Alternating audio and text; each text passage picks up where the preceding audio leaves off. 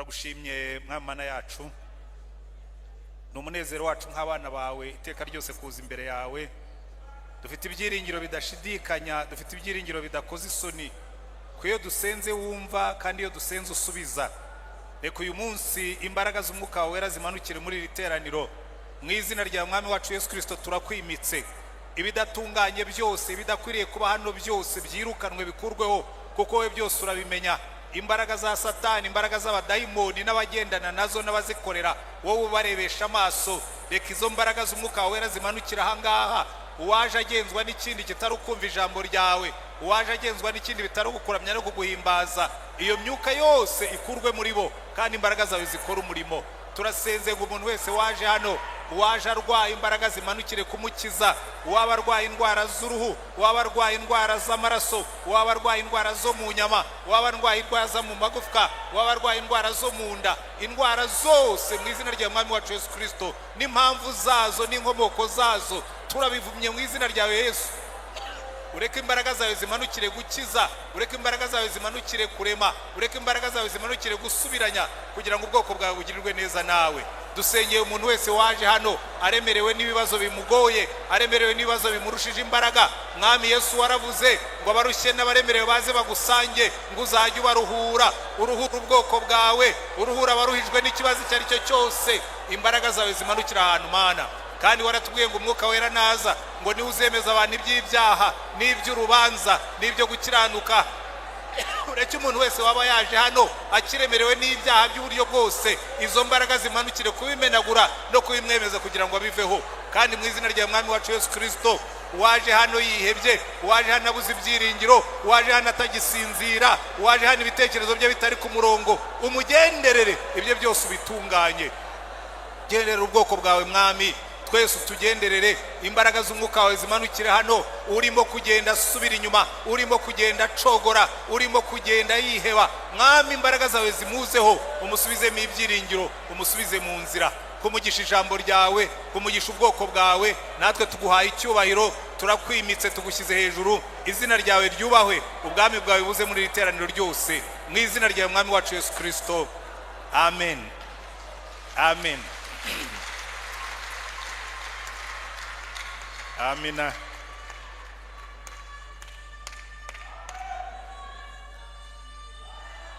amen amen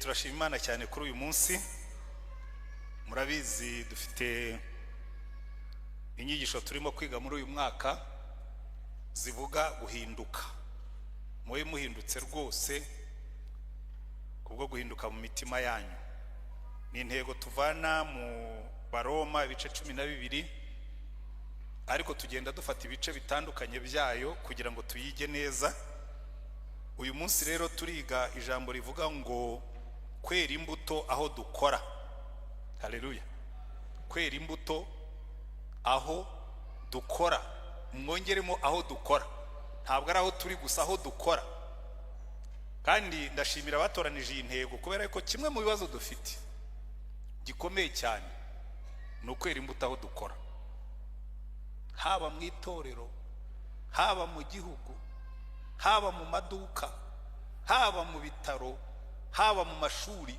kimwe mu bibazo abakristo bafite ni imbuto bera aho bakora amen reka ntangire nkubaza ngo ariko wera mbuto ki imbuto zawe uno munsi ni izihe buriya turaza kwifashisha amagambo badusomeye mu gitabo cy'itangiriro ibice 39 kuva ku murongo wa mbere kugeza ku wa 6 twifashishe n'amagambo badusomeye mu gice cya kabiri mu Bakolosayi ibice 3 umurongo wa 20 kugeza ku wa 25 ariko turifashisha n'ibindi bice byo muri Bibiliya kugira ngo iyi nyigisho tuyumve neza amen reka ntangire mbabwira ngo icya mbere buri ushaka kumva neza uko Imana itubona ureba ibigereranyo Imana ikoresha yivuga abantu bayo hamwe Imana iravuga ngo twebwe turi amabuye mazima. Aho ngaho ibirimo kutugereranya n'inyubako, bakavuga ngo twe turi amabuye mazima, ariko muri Petero bakatubwira ngo Kristo niwe buye ryatoranijwe riba iryo gukomeza imfuruka. None bakavuga ngo ni mumwegere, haleluya, ngo namwe mwubakwe. Rero hari ikintu gikomeye cyane kubakisha ibuye rizima. Urakabona ufite amabuye apfuye, ayasanzwe ducukura mu birombe, ariya yo ntatekereza, ntatera amahane, ntiyihitiramo. Urariconga ntirisakuze, rikemera ukariconga, waba ukoresheje imashini cyangwa ukoresheje inyundo, urariconga rikemera. Kuko kugira ngo uzubakisha amabuye ntabwo ari amatafari. Amatafari aza barayashyize mu iforomo, ni amabuye. Amabuye iteka ryose bisaba kuyahonda no kuyaconga. Ibuye rero bararihonda bakariconga bakaryubakisha rikemera. Ariko twebwe Imana irazi ikavuga ariko hano urashyingara, bifite ikintu kiwogamye kireba inyuma, ndajya kugushyiraho nkabona utaringaniye, ndagupima kuri Kristo nkasanga hari ibintu by'ibishinga biri inyuma. Utari kujye mujye mumfata ukondi, niko ndi, mumfate mutyo, munyubakishe mutankozeho. Halo, abadashaka guhinduka muraho, mumfate ukondi, niko munabaye, niko wabaye. Rego kumva n'umukristo aravuga ngo niko ndi, uri nabari. Imana iravuga ngo kugira ngo tuba amabuye mazima bagomba kuduconga kandi ukemera, ugahagarara neza nk'ibuye, Imana ikaguconga, ibyo bintu bishyingaraye byose bikavaho. Umugabo abana n'umugore, hano umugore akabwira umugabo atari kuri murambangamira, ati ubwo wabonye abandi, niba utanyakira ukondi uzasange abasa nabi ushaka, kandi tugomba kubana tukubakana. Ibuye rizima, abagabo abagore, rega twese turi kimwe. N'umugore kandi utari ko rwose wajye ugerageza ukagabanya ibi nibi, ati ubwo niba utanshaka ujye gushaka umeze nk'uko ushaka, rugashya. Kubera iki? Hari ibuye ryanze kubakwa bariconze. Ariko uko byagenda kose kimwe mu bigereranyo batugereranya n'amabuye mazima agomba kuringanizwa na Kristo tukubakwa. Haleluya. Hari icyo mwumva mura? Abajya bavuga ngo rero ngo muntu wari ukondi ubwo mwihana nona. Shatse nagarukiriza nkavuga nti okay, uwumva atsindi waho ngaho. Ku ntambwe ya mbere nyitera intambwe ya mbere ukumva uratsinzwe. Shatse wamanika ikiganza ukavuga nti musengereye narananiranye. Kandi aha ngaha niho benshi bari. Uru rusengero simvuga mwebwe, oya twese buri muntu afite ukuntu yihagararaho, ariko nimukanyinjirire mfite ukomeze mumfate mutyo. Tukabwira atari kurahanda, niba mpanda ndamaze, nikomeze ari kumeze nabi, ntucongeka. Uwumva ari aho ngaho, uyu niwo munsi Imana iravuga ngo uyu niwo munsi wo kwemererwamo, uyu niwo munsi wo kwihana. Haleluya. Ikigereranyo cya kabiri Imana ikoresha nacyo ni nk'ibyo ngibyo. Baratubwira ngo twe turi umubiri wa Kristo, ngo buri muntu wese ni urugingo rw'uwo mubiri, ngo kandi buri muntu wese ni urugingo rwa mugenzi we. Haleluya. Iyo ikintu kinyishe mu kirenge, umubiri wose urahaguruka.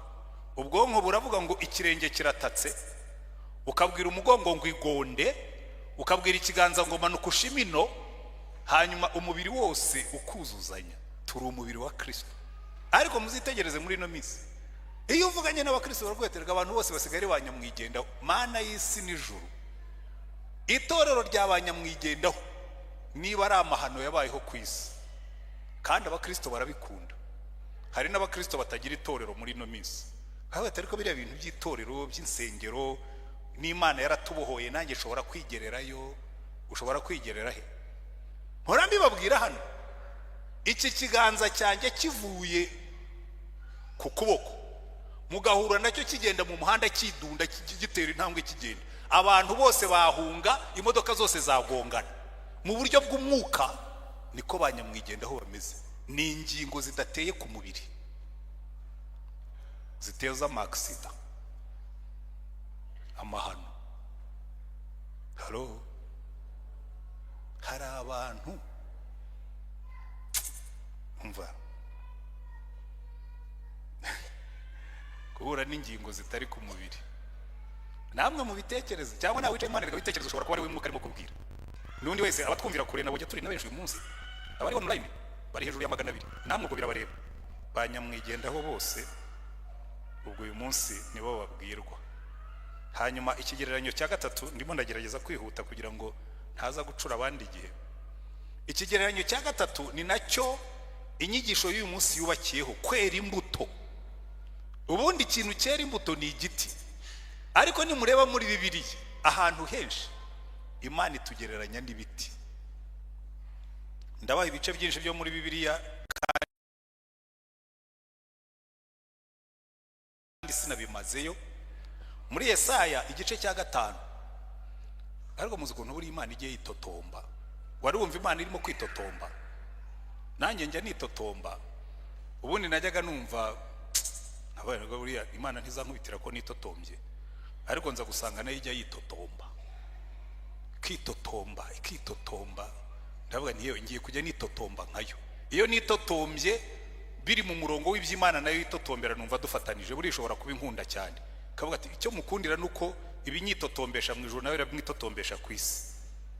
Imana muri Yesaya ibice 5 iravuga ngo nateye uruzabibu, ndushyiraho uruzitiro, nshyiramo n'umuvure, nari ntegereje ko ruzera imbuto nziza, hanyuma nkabona umutobe, ngo ngiye gusarura ngo nsanga rweze indibu. Indibu rero abari busoma ahubwo mu gice cya 5, indibu ndagira ngo mbasobanurire indibu yari. Wari wabona nkatwe twabaye ahantu twagiraga imbuto nyinshi. Jewe nakuriye muri pezana, twari dufite ibiti byose by'imbuto. Twagiraga ibyo bita cœur de bœuf, cyo sinkina zibona. Za cœur de bœuf ziracyabahora. Twagiraga za cœur de bœuf, twagiraga za mandarine, twagiraga indimu, twagiraga za pamplemousse, twagiraga amacunga. Twari dufite imbuto z'uburyo bwose. Kuri umwami Rudahigwa yari umuhanga. Twebwe twavugiye muri pezana yari yatangijemo yiga uburyo azatuza abanyarwanda n'uburyo bazabaho. Abazungu baramwica, Imana izabaho umugisha. Nari ngiye kubavuma, ariko Imana ifata umuntu winyibutsa ko twebwe tutemeye kuvumana. Yari afite ibitekerezo byiza, ariko nabonye umva imico mibi batugezeho n'ubu baracyayikomeje, ariko nta simbavuze. Noneho indibu, hari igihe wagendaga ugasoroma icunga ubona rihiye, kandi ikibazo cy'indibu, indibu ziba umuhondo mbere y'andi macunga. Ukagenda ukabona agacunga gasa neza kabaye umuhondo, ukagaca, wakanda ukumvira komeye, watonora ugasangamo imbere yabaye nk'ibuye. Wari wagura icunga ugasanga ni indibu. Indibu zabagaho kuri pamplemousse, zabagamo indibu, zabagaho kuri cœur de bœuf, zabagamo indibu, zabagamo no muri mandarine. Ibiti byose, imbuto zose zigira indibu. N'abakristo babamo indibu. Kamubona inyuma asa neza, ariko mo imbere akomeye nk'ibuye. Indibu. Imana ikavuga ngo nateye uruzabibu rwiza, nizeraga ko ruzampa imbuto, rumpa indibu. Ngo uruzabibu nari kurukorera iki? Niki Imana itakoze ngo twere imbuto nziza? Muri Yesaya 61 umurongo wa 3, Imana iravuga ngo muzabe ibiti byatewe n'Uwiteka, ibiti byo gukiranuka byatewe n'Uwiteka, ngo tumuheshe icyubahiro. Murebe Yesaya 61 umurongo wa 3 aho urangirira ngo tuzabe ibiti byatewe n'Uwiteka byo kugira ngo tumuheshe icyubahiro. Ibiti, reka wenda mpabasomera aho ngaho kuko nahageze. Umurongo wa 3 uravuga ngo yantumye no gushyiriraho itegeko ab'Isiyoni barira, ryo kubaha ikamba mu cyimbo cy'ivu, n'amavuta yo kunezerwa mu cyimbo cy'ubwirabure, n'umwambaro w'ibyishimo mu cyimbo cy'umutima wihebye, kugira ngo bahere ko bitwa ibiti byo gukiranuka byatewe n'Uwiteka, ngo bimuheshe icyubahiro. Haleluya. Ibiti byo gukiranuka byatewe n'Uwiteka byera imbuto bigahesha Imana icyubahiro. Imbuto zawe zihesha Imana icyubahiro. Erega ntabwo bikomeye imbuto zacu, na Yesu yarabivuze, ndaza kubigarukaho, ngo muzabamenyera ku mbuto bera. ngo ntabwo igiti kibi ushobora kugisoromaho imbuto nziza, ngo kandi n'igiti cyiza ntushobora kugisoromaho imbuto mbi. Mbere ikatubwira uburyo tuzaba ibiti byera imbuto nziza. Murayizi mwese, itangira ivuga ngo hahirwa umuntu utajya mu nama y'ababi, ntahagarare mu nzira y'abanyabyaha, ntiyicarane n'abakobanyi. Ngo amategeko y'Uwiteka niyo yishimira, ngo amategeko y'Uwiteka niyo yibwira ku manywa na nijoro, ngo uwo azahwana n'igiti cyateye ku mugezi, cyera imbuto zacyo mu gihe cyacyo, ibibabi byacyo ntibyuma, icyo azakora cyose kizamubera cyiza. Haleluya. Igiti cyatewe ku mugezi, umuntu utura mu ijambo ry'Imana, ibi turaza kubigarukaho. Ariko hari ikindi nkunda kuko kirandeba. Zaburi ya 92, abakecuru n'abasaza turimo hano twese, uyu ni umurongo wacu. Umurongo wayo wa 13 uravuga ngo umukiranutsi azashisha nk'umukindo. Haleluya. Baviye na bavyeye, umukiranutsi azashisha nk'umukindo, azashyirwa hejuru nk'umwerezi w'i Libanoni. Ubwo batewe mu rugo rw'Uwiteka bazashishira mu bikari by'Imana yacu, bazagumya kwera no mu busaza, bazagira amakakama menshi n'itoto. Nkunda aya magambo. Arambwira ngo ntabwo nzasaza numa. Umubiri ushobora kuma, ariko mu mwuka nkasaza ngira amakakama n'itoto, kandi ngera imbuto nyinshi no mu busaza. Njya mbabwira hano nkabwa ni hari ikintu ndashaka, ndigiye amenyo ejo yarashize mu kanwa, nsigaye mvuga byarashubiye imbere byose. Nkajya mbabwira bene data, ndababwira nk'uko nababwiraga kera, ubu abatewe muri Kristo Yesu no mu bushaje tuzagira amakakama n'itoto. Haleluya. Njya mbitekereza kuko nta masezerano mfitanye n'amenyo ko azaguma mu kanwa. Nshobora kuzabyuka rimwe mu gitondo ngasanga rimwe ryigendeye. Ariko nabonye haraje abaganga basubizamo bagatera amandi y'amasimbura, ariko hanya nzayereka kugira ngo bajye bamenya ko niba njye mvugiramo ntusho murumva. Ariko uri sigare ninywera amapotaje n'ibindi bitarushye igifu hanyuma. Ariko no mu busaza tugomba kugira amakakama n'itoto, tugakomeza tukera imbuto no mu busaza. Nta kwitwaza ngo ndashaje, nta gusaza nk'ingoroje y'icupa. Hari icupa risaza ukabona ntacyo bakirikoresha, ryatoye uruhumbu, ryatoye oya, nta gusaza nk'icupa.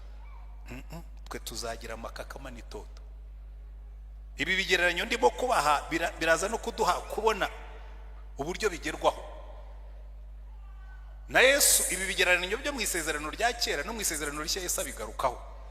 Murabizi muri Matayo 7 niho natangiriye mbabwira Yesu avuga ngo abantu banjye, ngo hari igihe hazaza abahanuzi b'ibinyoma biyitirira izina ryanjye ariko batari abanjye.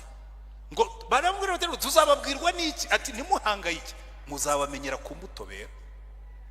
Ngo bamwe bazaza bambwira ngo twahanuraga mu izina ryawe, abandi bambwira ngo twirukanye abadayimoni mu izina ryawe, abandi bambwira ngo twabwirizaga mu izina ryawe. Ngo mbarebe mbabwire ngo mukomeze iyo mwajyaga, kuko imbuto mweraga. Wamaraga guhanura ugasambana, wamaraga kubwiriza ukambura abantu, wamaraga aravuga ati mugende mukomeze. Ntabwo mweraga imbuto nshaka. Kuko buri hari ibintu abantu bajya bitiranya. Kuba umuntu afite impano ntabwo bivuga ko akiranuka. Nibyo wumva abantu benshi bakubwira ngo abahanuzi ngo baradutsotsobye, ngo abahanuzi ngo baratubeshye, ngo abavuga butumwa baraturiye, ngo umukozi w'Imana ngo yashatse kunsambanya. Ibyo ari ibintu mpora numva buri munsi.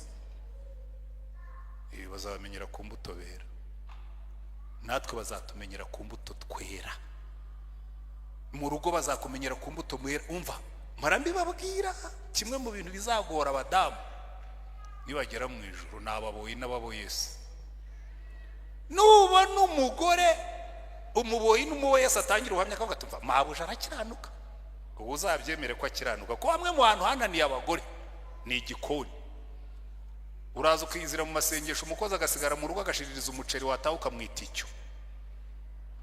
Haro ariko muratinyuka. Jewe uniyo umuboyi yangavura nzamufata neza. Noweze ko umuntu ndamara kumutuka musigira ibiryo byanjye bitekenze kubirya, urumva atari ubugoryi?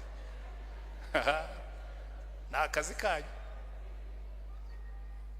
jewe nabonye nakimushoboye namwirukana nawe niba azagumaho nga wimutuka mutware neza akugavure wicecekera bamwe murabafata mukabicisha inzara bakakubona urimo kurya inyama kandi ariho bazitetse ntunamuheho neza zigashira ariko ibintu buriya biba mu ngo cyewe nge ntangara kandi bimenya gute numva abakozi bavuga buriya ntuzicare mu rugo ngo wumve umukozi wo kwa voisin ku muturanyi wawe yasuye umukozi w'iwawe barimo kuganira rero nge nkunda kwandarika amatwi ngira amatwi yumva abantu baravuga hari n'igihe njya kwikorera siporo mu gitondo nkagenda ndoga hanyuma nkagenda inyuma y'abantu barimo kuganira nkamenya ibibera mu ngo byose muri Kigali ngenda kilometero 8 bugacyanze byabereye muri buri quartier abantu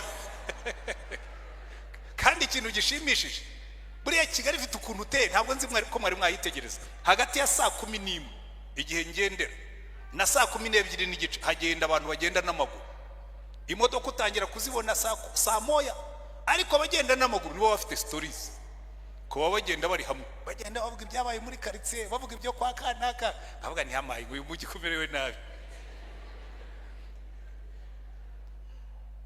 imbuto twera ngaho namwe nimwicare niyo nagarukiriza ubu ningarukije nkasenga ubu ntibihagije kwibaza ngo ariko imbuto nera iwanjye mu rugo zimeze zite maze mbwire n'abagabo n'abagore ibyo rero nababwiraga byo kwandarika amatwi umugabo warayatongana n'umugore mu gitondo abana bajya kwikorera ubukirina n'ahandi hose baba kwa bahanti na banko bagenda babavuga gushaka kwanko ngo rwahiye kandi ubwo mwatonganaga muzi ko muri mwenyine hari abana nabo bandarika amatwi kandi n'iminwa yabo nticeceke sawa mujye mwera imbuto zitazagukoza isoni niyo umuntu yavuga muricara mugatongana muricara mugahimana ugasanga patro arahimana n'umukozi imbuto mwera niziye ariko reka nkubwire niyo abo ngabo batabyumva kuko uzaducira urubanza si n'umukozi wawe uzaducira urubanza si uwo muntu ubi wawe uzagucira urubanza ni wa mwami umenya n'ibyo wakoze mu rwihisho imbuto twera Yesu aravuga ngo tuzabamenyera ku mbuto bera hari abo nzirukana hari abantu mwajyaga mubona ari ibitangaza mu ijuru amaranka barayakuyeho ari ba demobu barirukanywe ntabwo ari na demobu usanzwe barirukanywe mu ijuru hari abantu bagikorera Imana hano ku isi kandi mu ijuru baramaze kwirukana Imana igavuga ngo uriya simuzi ntabwo agenda nk'uko navuze ahubwo aho niho hantera ubwoba mu itorero ry'Imana abakozi b'Imana ba pastori ba apostle ba bishops bandi umuntu arifata akavuga ngo Bibiliya ngo si ijambo ry'Imana kandi yambaye ikanzu nk'iyi yanjye uzibeshye uri ministre muri guverinoma uvuge ngo ibyemezo guverinoma yafashe ngo je simbirimo yero paper isohoka umunsi ukurikiyeho kwaritse sawa ubwo utakemeranya na guverinoma yawe ntabwo ukiri umukozi wacu abazi uko guverinoma zikora ndabeshyera buriya byakunda ministre akihandagaza kuri radio ngo jewe sinemeranya na president haro yakubwira ati ubwo utemeranya nanjye ubwo jya gushaka undi mwemeranya mukomezanye kuko twebwe umuntu arifata ibintu Imana yashimangiye na Yesu ubwo akabivuga ngo iri jambo ntazavaho n'inyuguti ngo twebwe turarihindura ngo ntitubyumva kimwe nawe ngo isi yarahindutse ngo siyanse yagaragaje ibi na biriya akakubwira ati jewe siyanse iza nari naravuze mbere ya siyanse abemera siyanse n'akazi kanyu nimuhindure Bibiliya muvuguruze shobuja nzareba ijuru muzajya mubwo muziremerera ijyanyu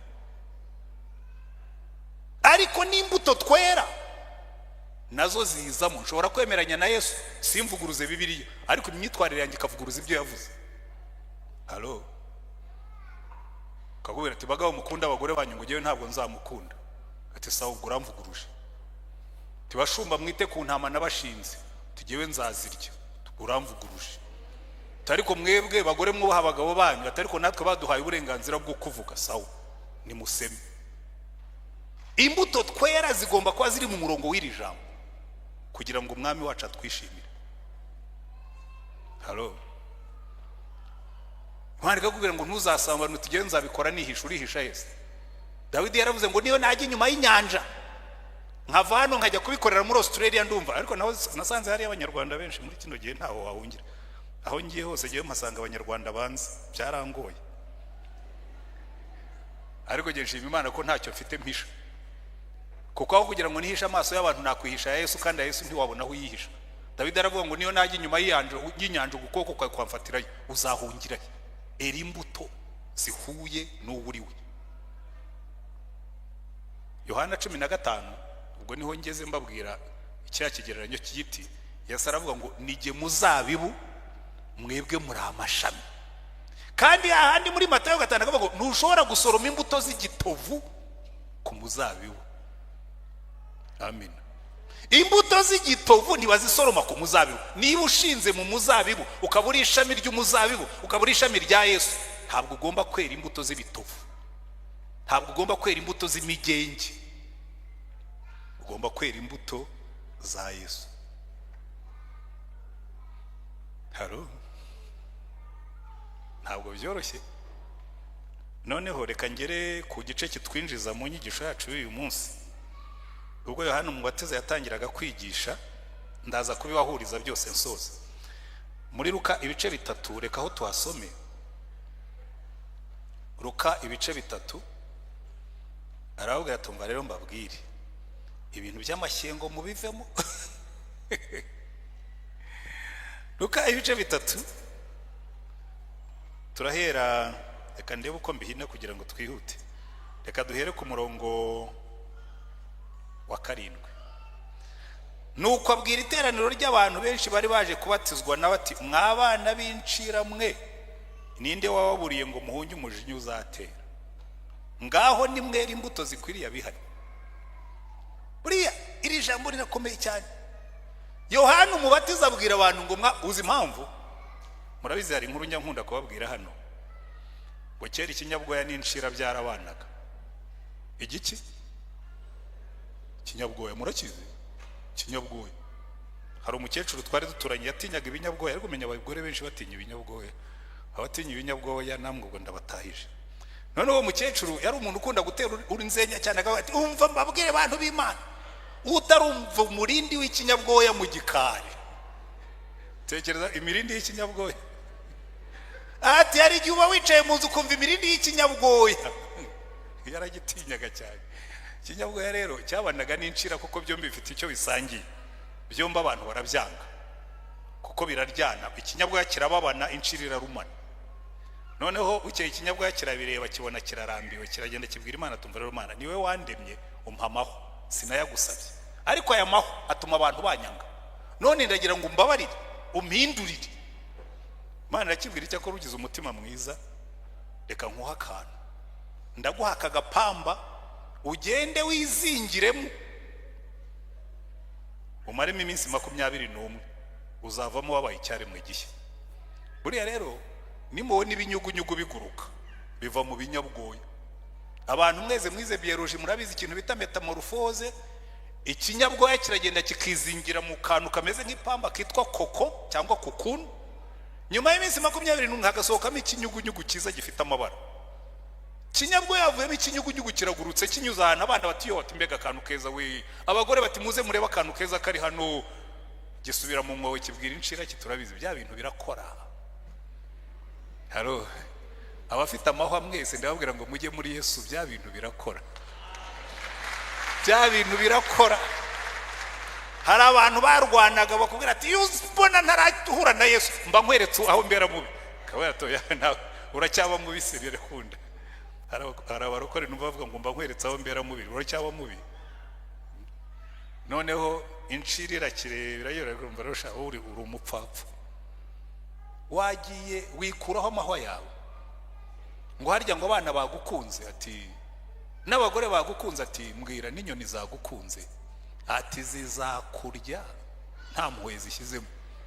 Atariko igitekerezo cyawe kirimo ubwenge ho gato, nanjye nagitekereje numva ngomba guhinduka. None ujye ubona ibi bintu bimeze nk'amaga mfite ku mugongo, naguze amaraso, anako naguze amavuta, unsigiririze unogerereze ndabagirane kame munange ndaba nahindutseho kinyugunyugu gifata amavuta kirayisiga kirasiga kiranogerereza wari wabona inzoka yukubiseho urumuri irashashagirana na nijoro yucanye ukubise torushe ku nzoka uhita ubona irabagirana arasiga incira irasohoka igenda nombagira nk'incira nyine umwana we ati dore inzoka we umugore ati dore inzoka bazana inkoni subira mu mwobo iti bari banyishe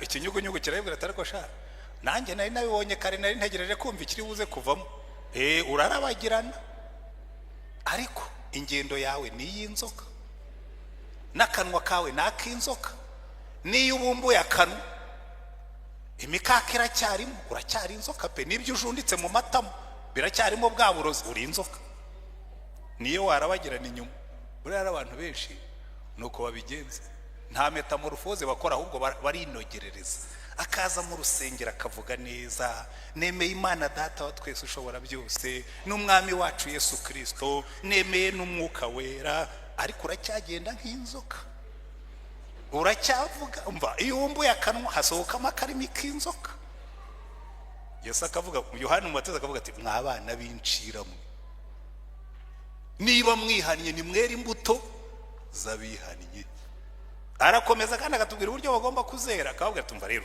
noneho niba mwihannye ufite ngo baraza baramaze ati se ibyo bintu tubwira turumva bihambaye cyane aravuga ati nga mbiborohereza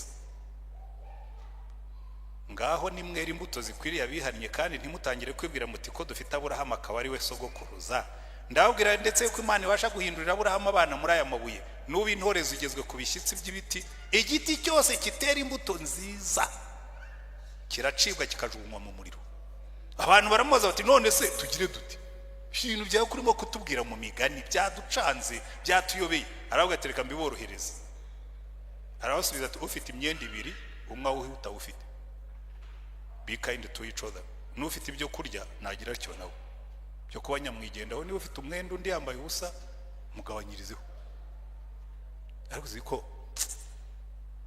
maze iminsi mbitekereza kubera ko mba mu rugo kenshi hari ibintu ntajyaga mbona nanjye mbona njya mu kabati nkasanga ikibazo mfite ni ukubona aho nshyira imyenda nkabariza imivura mahito y'imyenda ko ntayambara buri gihe wazaterura nka kimwe cya kabiri nkagikuramo nkabona ubuhumekero uzi ko hari imyenda tubika hari abandi bayikeneye tutazongera no kuyambara ndabeshyara ubu waza mu ngo zanyu mwasanga twese niko bimeze abagore mwebweho biba binarenza bafite inkweto nk'igihumbi kandi bose yarazihararutse izi nkweto uragura izindi z'ikiko zigihari ngo ngo ziriya nyine ngo zimazemo iminsi ko mbona zigikomeye se ngo ya rwose ngo okay fine gura izindi za zindi urebe uzihera ntibyaba ari byo ra aho mwazaretse tugakora church shop tukagira kumba tukajya tuzana imyenda tukarundamo abantu bishakira imyenda bigoye kugura akaza agateruramo akijyanira akagenda akambara kuko wenda ntituzabona aho tubasanga ariko rero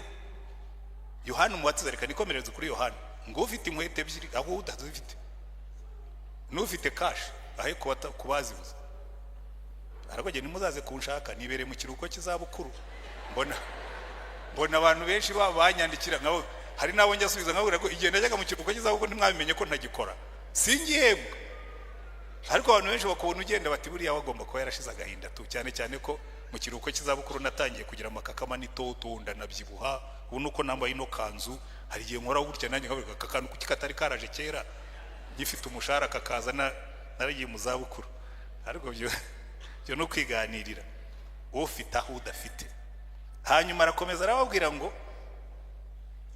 n'abakoresha b'ikoro nabo baje ngo babatizwe baramubaza bati mwigisha se twe tugire dute arabasubiza ati ntimukake abantu ibiruta ibyo mwategetswe kwe kurya ruswa ngo ubeshyera abantu hanyuma abasirikare nabo baramubaza bati twese tugire dute cyo gihe abasirikare rero nibo babaga ari n'abapolisi byose barabifatanyaga abo n'abashinzwe umutekano arabasubiza ati ntimukagire umuntu muhongesha cyangwa ngo murege ibinyoma kandi ibihembo byanyu biwanyure amen hari igihugu duturanye nabonye abasirikare barimo guhunga batwaye inkoko n'ingurube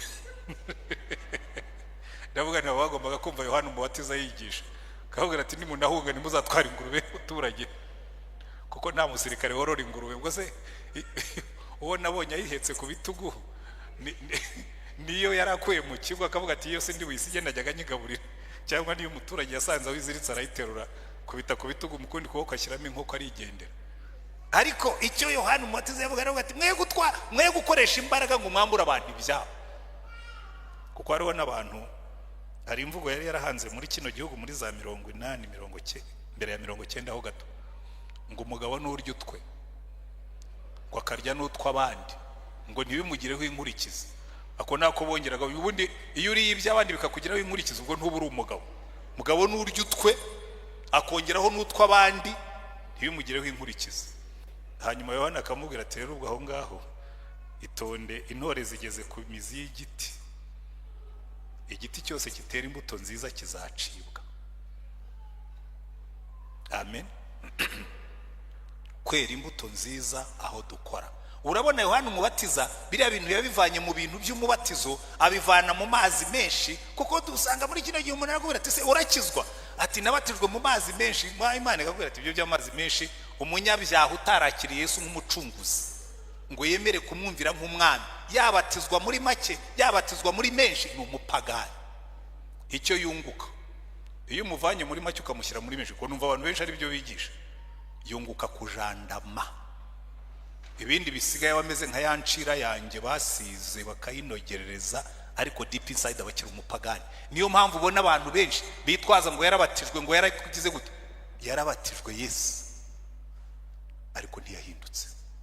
Arasambana akaza agasenga, aragambana akaza agasenga, arabeshya akaza agasenga, ariba akaza agasenga. Ibi byose Yohana umubatiza yabuzaga abantu barabikora, ariko bagakomeza bagasenga. Noneho akabareba akavuga ngo mwe murabagirana neza inyuma kubw'imihango y'idini, twarabasize turabanogerereza muba abakristo b'idini, ariko mo imbere nta cyatunganye. Tugomba guhinduka kandi tugahinduka neza, tukera imbuto z'abakijijwe z'abihari. Amen. Hari Yesu yigeze kwigisha abantu baramubwira ati ariko iyo nyigisho irakomeye, ati dohoraho gatoya, ati nimwigendere. N'abantu bajya bambwira ngo iyo yigishije gutya ngo abantu ngo bareka kuza mu rusengero, reka mbabwize ukuri. Cyakora Karegesa ntazandakarire kuko nkiri senior pastor nashoboraga kubivuga neruye, aho kugira ngo ntunge urusengero rwuzuye abakristo nk'abiremera mu ngana mutya mugera ku 1,100 nasigara na 500 bemera ibyo bemera, kuko abo ngabo ningera imbere ya Yesu nibura nzamubwira ntaba ngabo nibo nashoboye kurokora.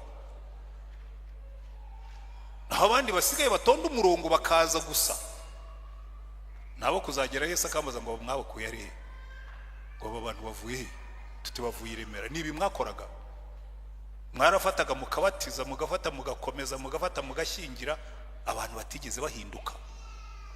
Kuko Bibiliya tubwira ngo itorero n'umugeni wa Kristo, tugomba gukora abakristo basa na Yesu, kuko tuzagera imbere y'Imana ivuga ati uyu mugeni wambyariye abana tudasa. Abana tudasa mwababyaranye nande? Tugomba hari ahantu twabashuguritse kubera ubukene twari dufite, tukababatiza tukabihanganira mu byaha byabo, tukabahemukira. Kukwigisha inyigisho itakujyana kugakiza tuba turimo kuguhemukira, kuko ku munsi w'amateka umubatizo ntuzagucishamo, ku munsi w'amateka igaburo ryera ntirizagucishamo, ku munsi w'amateka gukomezwa ntibizagucishamo, ku munsi w'amateka amaturo ntazagucishamo, ku munsi w'amateka ibya 10 ntibizagucishamo. Ikizagucishamo ni amaraso ya Yesu n'imbuto uzaba wareze. Kuko Bibiliya iratubwira mu Byahishuwe igice 20 aratubwira ngo nuko ibitabo birabumburwa, ngo n'ikindi gitabo ari cyo gitabo cy'ubugingo kirabumburwa, ngo abo basanze batanditse muri icyo gitabo bashyirwa mu nyanja y'umuriro, ngo bya bitabo bindi nabyo birabumburwa, ngo buri muntu wese ahembwa bakurikije ibyo yakoze. 2 books, igitabo cy'ubugingo twinjizwamo n'amaraso ya Yesu n'igitabo cy'imirimo kiduhesha ibihembo, byombi bizabumburwa. Reka tujye tubabwiza ukuri, nibyo bizabagirira umumaro. Reka ngane noneho ku bantu bumviye biriya Yohana yigishaga. Buriya muri Bibiliya nkunda isezerano rya kera cyane. batubwira umusore witwaga Yosefu, bamudusomeye mu gice cya 39. Yosefu ngo baramuguze bamujyana kwa Potifari. Abiki abo umukozi wo mu rugo, umuboyi w'icyitegererezo, ngo yajya acugusa amasafuriya. Potifari yarya ngo akumva hari ikindi kintu kiri special, ikintu kidasanzwe mu biryo byatetswe n'uwo muboyi.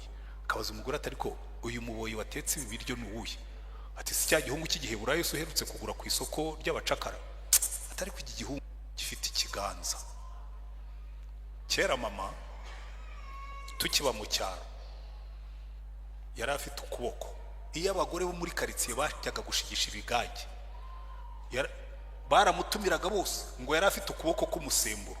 Iyo yakoraga mu kibindi agakora ku musemburo, baravuga ati buriya ubwo Bernadette yakoze ku musemburo mambo sawa sawa, ko yari afite ukuboko k'umusemburo.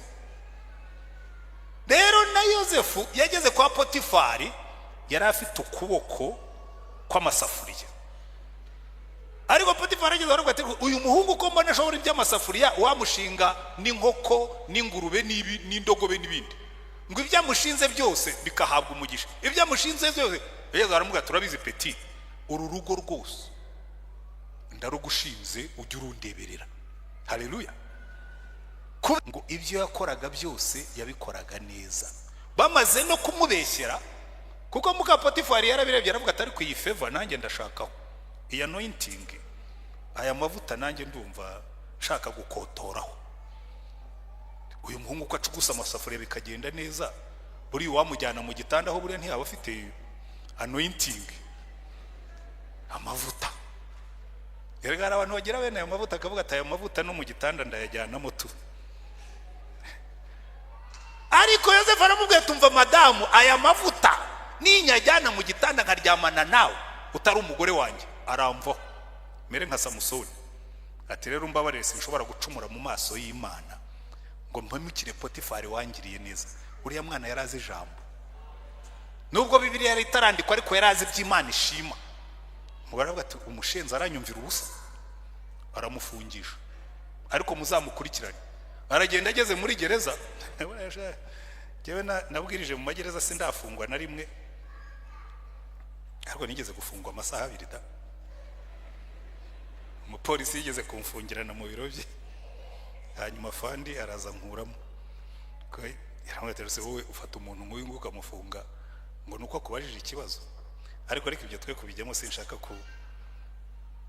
Noneho ageze muri gereza, buri rero muri gereza uzabaza abantu bafungiweyo habaye ikintu cy'ikigunguru, kuko ntabwo hose haba amatuwarete, haba ikigunguru bifashisha ninjoro. Ufunzwe bwa mbere akize ni ugiterura mu gitondo.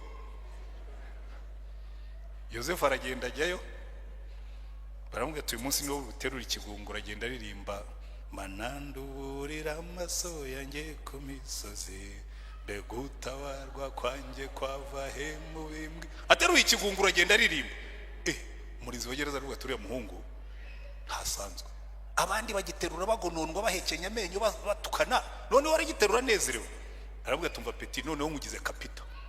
Uzabaze kandi muri gereza iyo bakugize kapita, ibiginjira muri gereza byose bigucaho. Niba ari nuwo bahaye akantu agomba kuguhaho kuko uri kapita. Kapita hari ibintu abatagikora nyine bari shefu. Ngo umurinzi wa gereza mugira kapita kubera iki? Hari ukuboko kwiza, hari imbuto nziza yagendanaga. Abamo abandi bafungwa bakaza bitotomba, bakaza bihebye, akabari mu mutima. Bukeye umugaragu wa Farawo aramubwira ati ariko muri gereza igihe nari mfunze hari umwana w'umuhungu yari afite umwuka udasanzwe, yasobanuraga inzovu. Farawo ati munzanire uwo muntu. Ndimo ndahina inkuru kuko murayizi. Araza asobanura inzozi za Farawo zananiye abahanga, amuha n'igisubizo cy'ikibazo cyari kiriho. Farawo aravuga ngo akuramo impeta y'ubutware, ngo ayishyira hejuru, aravuga ngo nimumbwire ninde wundi uri mu mwuka w'Imana nk'uyu nguyu ngo muhiye impeta. Abandi batereka data ngo amushyiramo impeta. Aravuga ati bagutembereza umurwa bavuge ku itegeko uzatanga ryose rigomba kubahirizwa nk'iryanjye, mu bwami bwanjye nijye uzagusumba abandi bose bakubaye. Kubera iki? oya mwikoma amashyi ndashaka kubabwira ikintu tudakora. Abantu benshi mu Rwanda bashaka kubona promotion ari abanebwe. Hari abantu bicara ngo ugiye ngo bagomba kumpa promotion ngo kuko mfite masters ntabwo itanga promotion, ahubwo ubwo uratangira ukajya gucebereza ukajya gucenga. Promotion nziza izanwa no gukora neza, excellence mu kazi. Yosefu ntabwo yigeze ajya gutreta kwa Farawo, bamuzamuye kuko bari bamubonyemo impano yo gukora neza ibyo ashinzwe. Wowe uririrwa ucabiranya mu kazi, uririrwa ubunza amagambo, uririrwa ubeshya, uri umunebwe, warangiza ngo ariko ngo bapromotinze abandi ngo kandi giye bifite masters ngo ntibampromotinga, ahubwo promotingira iki? Wagaragaje iki? Yosefu yazamuwe na excellence mu gukora akazi.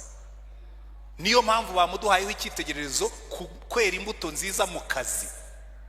Murambwira abadamu n'abandi n'abakozi bo mu rugo, kimwe mu bintu bizabagora abadamu mu kujya mu ijuru ni abakozi bo mu rugo, ariko nikizagora abakozi bo mu rugo ni akazi ko mu gikoni. Bose baragavura, n'abakijwe baragavura.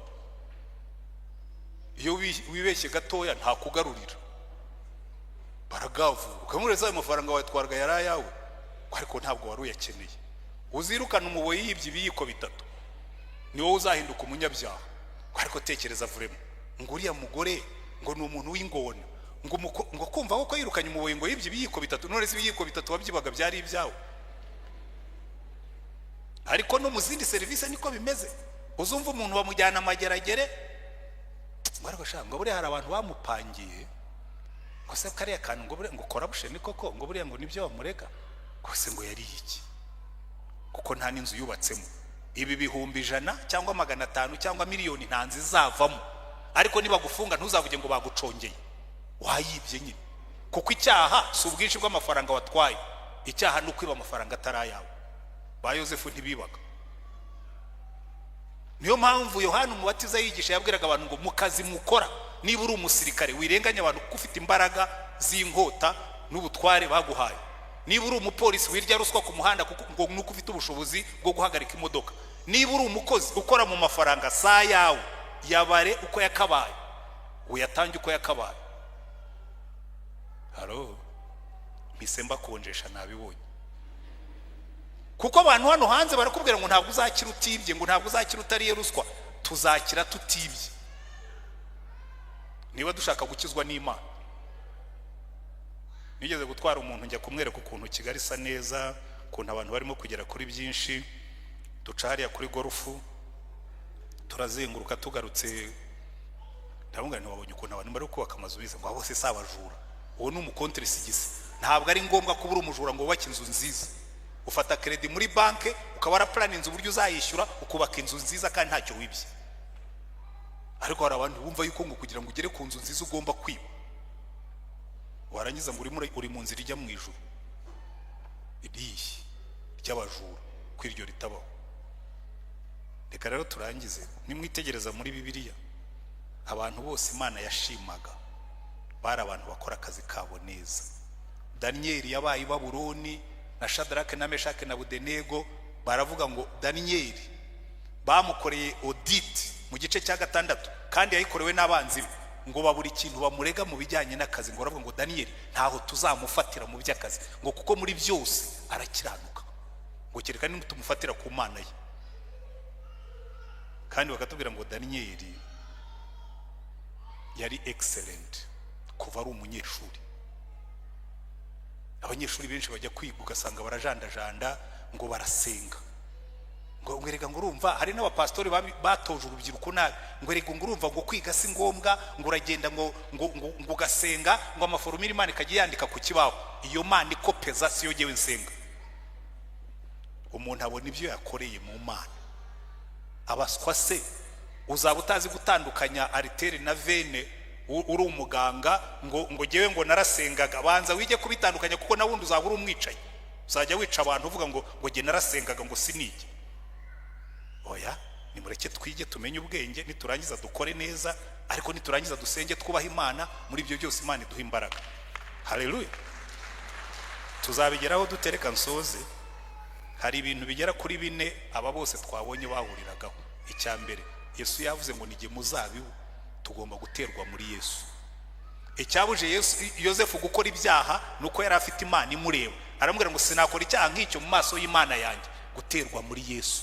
Mpora mbibabwira nkabwa niyo umuntu yatewe muri Yesu hari ibyo adakora, kuko mushebuja abamureba. Muzabanze mwimenyereza icyo kintu, aho ugenda hose umenye ngo databuja arandeba, hari ibyo ntakora. Halo, shorera imizi muri Yesu.